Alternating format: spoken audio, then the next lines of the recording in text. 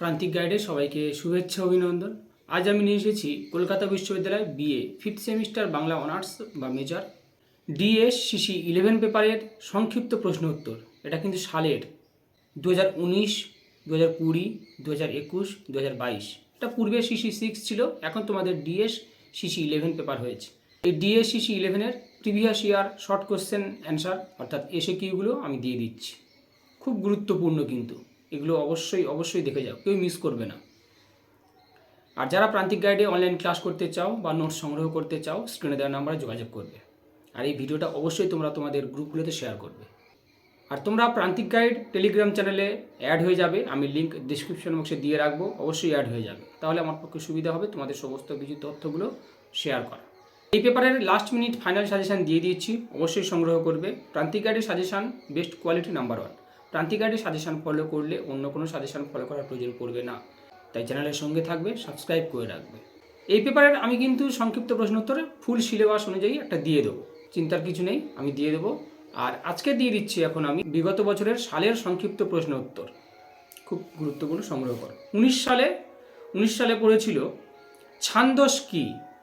এই পেপারের বড় নোটস আমি কিন্তু পূর্বের ভিডিওতে বলেছি, এই পেপারে কিন্তু বড় নোটস খুব ভালো করে পড়বে, তাহলে 1 আর 5, আমি 5 নাম্বারেরও একটা ভিডিও দেবো, চিন্তা নেই। এই পেপারটাই পুরোপুরি কভার করে দেবো, 5 নাম্বার অবশ্যই পাবে।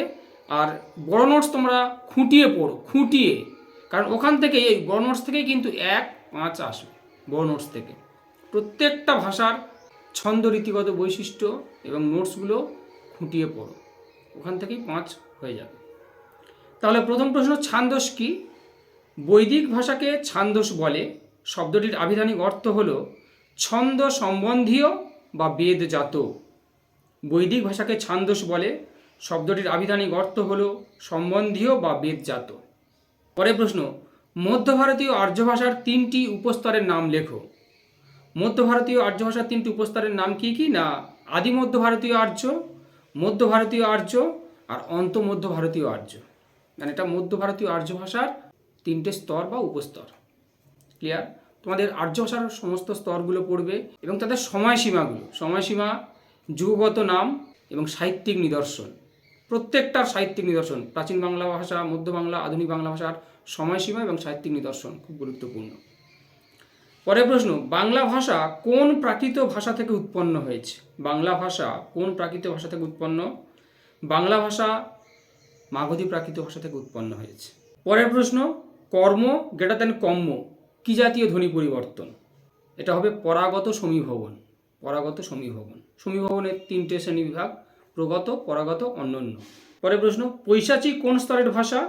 পৈশাচী মধ্য ভারতীয় আর্য ভাষা। কালিদাসের নাটকে কোন ভাষা ব্যবহৃত হয়েছে? কালিদাসের নাটকে সংস্কৃত ভাষা ব্যবহৃত হয়েছে। রুখের তেন্তলি কুম্ভীরে খা। এই বাক্যবন্ধে নিম্ন চিহ্নিত শব্দের ভাষাতাত্ত্বিক বৈশিষ্ট্যটি লেখো। রুখের তেন্তলি কুম্ভীরে খাওয়া চর্যাপদ থেকে পড়েছে, তার মানে প্রাচীন বাংলা ভাষা থেকে পড়েছে। এই বাক্যবন্ধে নিম্ন চিহ্নিত শব্দের ভাষাতাত্ত্বিক বৈশিষ্ট্যটি লেখো। রুখের তলায় দাগ দেওয়া রয়েছে, এর ভাষাতাত্ত্বিক বৈশিষ্ট্য মানে এটা কোন ভাষা আর কি, লিখে নাও, মনোযোগ দিয়ে শুনবে। বৃক্ষ রুক্ষ। রহস্য ক হস্চিহ্ন খ রুখ যোগ এর সমান রুখের। রিপিট, বৃক্ষ রুখ, রহস্য ক হস্চিহ্ন খ রুখ যোগ এর সমান রুখের। পরের প্রশ্ন, অস্মাভি কিভাবে প্রাচীন বাংলায় বিবর্তিত হয়েছে? এর বিবর্তিত রূপটি লেখো। অস্মাভি, এটা হচ্ছে অসমত শব্দের তৃতীয়া বহুবচন, অহমাদি হচ্ছে প্রাকৃত, আমহে এটা প্রাচীন বাংলা, এভাবেই বিবর্তিত হয়েছে, মানে অস্মাভি অহমাহি আমহে। পরের প্রশ্ন হচ্ছে, পাদাকুলক কি? পাদাকুলক হলো ছন্দের একটা প্রকারভেদ, সেই ষোড়শমাত্রিক চর্যাপদের যে ভাষাটা ষোড়শমাত্রিক পাদাকুলক ছন্দ, তাহলে এটা ছন্দের একটা প্রকারভেদ। এর 4টি মাত্রার চাল ভিত্তিক 16 মাত্রার ছন্দ হলো পাদাকুলক। এই ছন্দে 8 মাত্রার পর জ্যোতিপাত ঘটে। মাত্রা আদর্শ 4 যোগ 4 যোগ 4 যোগ 4 সমান 16। পরের প্রশ্ন, পাখি নহ তার ঠাই উড়ি পড়ি যাও। নিম্নরেখা শব্দে ক্রিয়া বিভক্তির বৈশিষ্ট্যটি লেখো। অর্থাৎ যাও, বর্গীয় জ আকার, চন্দ্রবিন্দু ওকার, এই জামের তলায় দাগ দেওয়া রয়েছে। এর ক্রিয়াভিত্তিক বৈশিষ্ট্যটা কী হবে না, যাব, অন্তর্জয় আকার যাব, গ্রেটার দেন যাও, অন্তর্জয় আকার হর্ষৌ যাও, গ্রেটার দেন জাঁত, বর্গীয় জ আকার, চন্দ্রবিন্দু ত, জাঁত। পরের প্রশ্ন, প্রণমিয়া পাটনি কহিছে জোড় হাতে, নিম্নরেখার অংশটি কারক বিভক্তি নির্ণয় করো। মানে পাটনির তলায় দাগ দেওয়া রয়েছে। তোমাদের কিন্তু এমনই কোশ্চেন হবে, খুব ভালো করে দেখবে। তাহলে পাটনির তলায় দাগ দেওয়া রয়েছে, এটা হবে কর্তৃকারক শূন্য বিভক্তি। অন্নদামঙ্গল কাব্যে ব্যবহৃত একটি প্রবাদের উদাহরণ দাও। কি না, নগর পুরিলে দেবালয় কি এড়াতে পারে, বা বড়োর প্রীতি বালির বাঁধ, ক্ষণেক হাতে দড়ি ক্ষণেক হাতে চাঁদ। যে কোনো একটা লিখবে, একটা বলেছে একটা লিখবে। অন্তমধ্যযুগের বাংলা ভাষায় পুরুষ কয়টি? অন্তমধ্যযুগের বাংলা ভাষায় পুরুষ কয়টি না তিনটি পুরুষ। আধুনিক বাংলায় বহুত্ববাচক পদগুলি উল্লেখ করো। আধুনিক বাংলায় বহুত্ববাচক পদগুলি উল্লেখ করো। আধুনিক বাংলায় বহুত্ববাচক পদগুলো কি কি না, গুলি, গুলা, সমূহ, দল, সমষ্টি। গুলি, গুলা, সমূহ, দল, সমষ্টি, এগুলো। আধুনিক বাংলা ভাষায় ব্যবহৃত একটি দেশি শব্দের প্রয়োগ দেখাও। একটা দেশি শব্দের প্রয়োগ দেখাও আধুনিক বাংলা ব্যবহৃত হয়েছে। ঢেঁকি, যেমন আমরা বলি ঢেঁকি ছাড়া চাল, বা ছাই ফেলতে ভাঙা কুলো, কুলো, ঢেঁকি, কুলো, এগুলো। তাহলে এটা 19 সাল হলো। এবার যাবো 2020 সালে পড়েছে ভাষার গঠনগত উপাদানগুলো কি কি? ভাষার গঠনগত উপাদানগুলো কি কি? ভাষার গঠনগত উপাদান, এটা খুব সহজ প্রশ্ন। ধ্বনি, বর্ণ, শব্দ, বাক্য। ধ্বনি, বর্ণ, শব্দ, বাক্য। ঋগ্বেদ কোন ভাষায় লিখিত? ঋগ্বেদ সংস্কৃত ভাষায় লিখিত।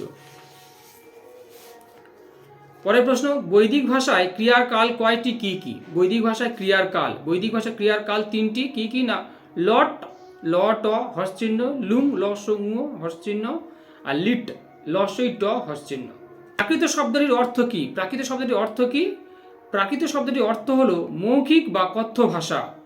প্রাকৃত শব্দের অর্থ হচ্ছে মৌখিক বা কথ্য ভাষা।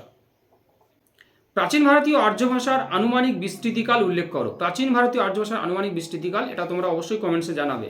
দ্বাদশ গ্রেটার দেন দুবাদাস কি জাতীয় পরিবর্তন? দ্বাদশ গ্রেটার দেন দুবাদাস কি জাতীয় পরিবর্তন? এটা হচ্ছে স্বরভক্তি। গাহা সপ্তশই বা গাথা সপ্তশতী আর কি, যেটা গাহা সপ্তশই কোন প্রাকৃত ভাষায় রচিত? এটা হচ্ছে মহারাষ্ট্রের প্রাকৃত ভাষায় রচিত। গাহা সপ্তশই বা গাথা সপ্তশতী, এটা হচ্ছে মহারাষ্ট্রের প্রাকৃত ভাষায় রচিত। প্রাচীন ভারতীয় আর্যের কথ্য রূপের কটি আঞ্চলিক উপভাষা ছিল? খুব ডিফিকাল্ট কোশ্চেন। প্রাচীন ভারতীয় আর্যের কথ্য রূপের কটি আঞ্চলিক উপভাষা ছিল? 3টি। উত্তর হবে 3টি আঞ্চলিক উপভাষা ছিল। উদিচ্চা, মধ্যদেশীয়, প্রাচ্যা। উদিচ্চা, মধ্যদেশীয়, প্রাচ্যা। অন্তমধ্য বাংলা ভাষায় রাম গ্রেটার দেন রাম, রয়াকার ম হস্চিহ্ন, এটি কি ধরনের পরিবর্তন হয়েছে? দেখো মেনশন করেনি কিন্তু ধ্বনি পরিবর্তন কিনা। এটি কি ধরনের পরিবর্তন? উত্তর হবে পদান্তে একক ব্যঞ্জনের পরিবর্তে অকারের লোপ। পদান্তে একক ব্যঞ্জনের পরিবর্তে অকারের লোপ। পরের প্রশ্ন, লুই ভনয় গুরু পুচ্ছিয়া জানো। লুই ভনয় গুরু পুচ্ছিয়া জানো, গুরুর তলায় দাগ দেওয়া রয়েছে, এটা কারক বিভক্তি নির্ণয় করতে হবে। কর্মকারকে শূন্য বিভক্তি। চৌপাই, চৌপাই কত মাত্রার ছন্দ? চৌপাই হচ্ছে 8 + 6 মাত্রার ছন্দ। 8 + 6 মাত্রার ছন্দ। প্রশ্ন, রচিলাম তোমার সঙ্গীতে নিম্নরেখা শব্দে ক্রিয়া বিভক্তি বৈশিষ্ট্যটি লেখো। রচিলাম তোমার সঙ্গীতে, এটা হচ্ছে অন্তমধ্য বাংলা থেকে নেওয়া হয়েছে, এটা পড়েছে অন্তমধ্য বাংলা। এটা সাধারণ সদ্য অতীতে উত্তম পুরুষের ক্রিয়ার বিভক্তি ছিল ইলাং, ইলাম, ইলাং, ইলাম। প্রশ্ন, গজব করিলে তুমি আজব কথায়। গজব করিলে তুমি আজব কথায়, গজব আর আজবের তলায় দাগ দেওয়া রয়েছে। গজব করিলে তুমি আজব কথায়, গজব আর আজবের তলায় দাগ, এটা কোন ভাষা থেকে বাংলা ভাষায় গৃহীত হয়েছে? উত্তর হবে আরবি ভাষা থেকে বাংলা ভাষায় গৃহীত হয়েছে। গজব আর আজব আরবি ভাষা থেকে বাংলা ভাষায় গৃহীত হয়েছে। পরের প্রশ্ন হচ্ছে কান্তি গ্রেটার দেন কাঁতি।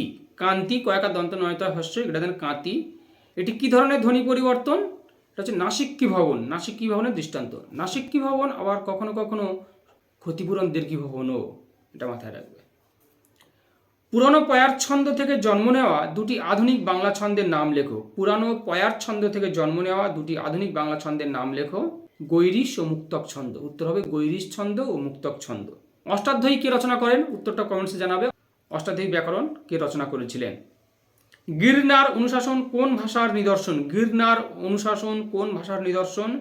গিরনার অনুশাসন মধ্য ভারতীয় আর্য ভাষা অর্থাৎ প্রাকৃত ভাষার নিদর্শন।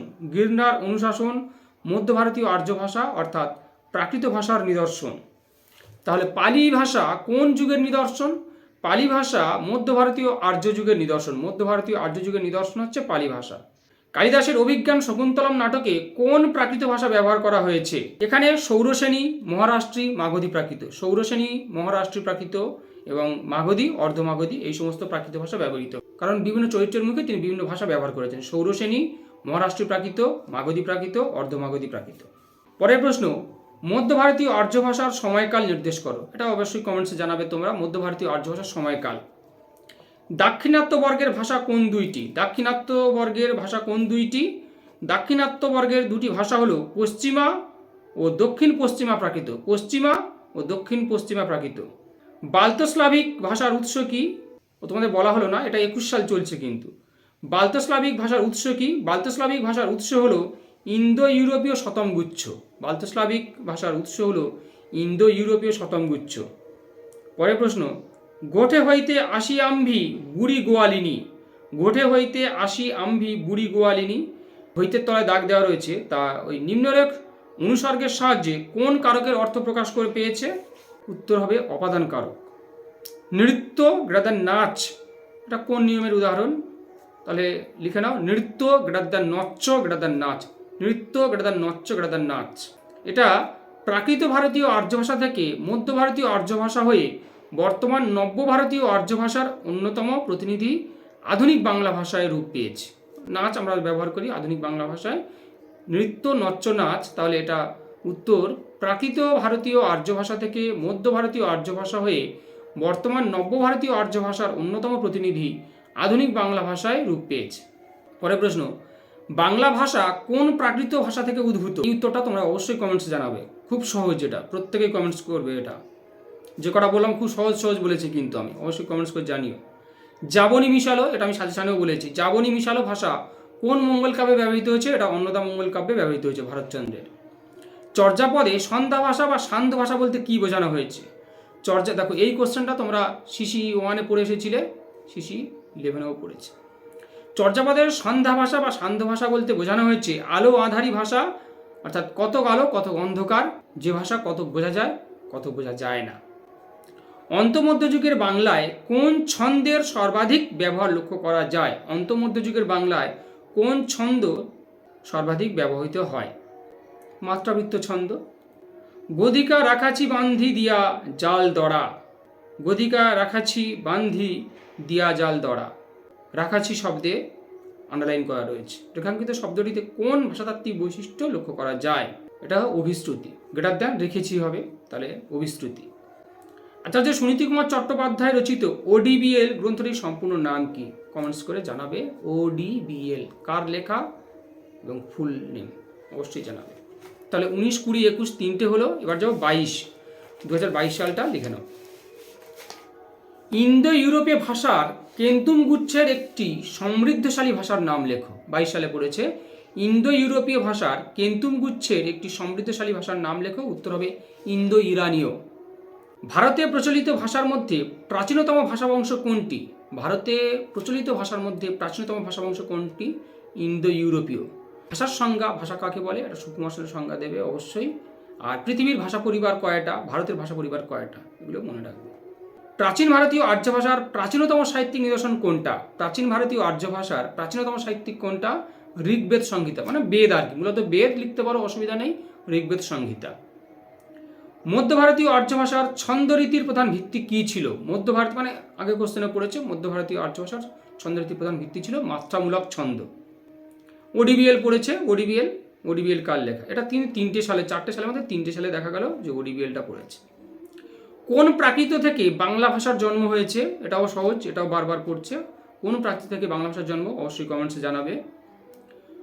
লুই ভনয় গুরু পুচ্ছিয়া জানো। লুই, এটাও পড়েছিল। লুই ভনয় গুরু পুচ্ছিয়া জানো। এই ভনয় শব্দটি, ভনয় শব্দে আন্ডারলাইন করা রয়েছে। ভনয় শব্দটির উৎসটা কি না ভনতি। প্রাচীন বাংলা থেকে ক্ষতিপূরণ দীর্ঘিভবনের একটি উদাহরণ দাও। আমি পূর্বে বলেছিলাম যে নাসিক্যি ভবন কখনো কখনো ক্ষতিপূরণ দীর্ঘিভবনও। দেখো পড়েছে। প্রাচীন বাংলা থেকে ক্ষতিপূরণ দীর্ঘিভবনের একটা উদাহরণ দাও। উত্তর হবে ধর্ম গ্রেটার দ্যান ধম্ম গ্রেটার দ্যান ধাম, ধর্ম ধময় রেপ গ্রেটার দ্যান ধম্ম ধময়ময় গ্রেটার দ্যান ধাম ধয়াকর্ম।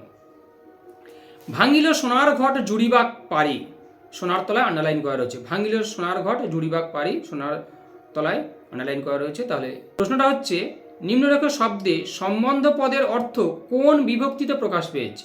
নিম্নরেখা শব্দে সম্বন্ধ পদের অর্থ কোন বিভক্তিতে প্রকাশ পেয়েছে?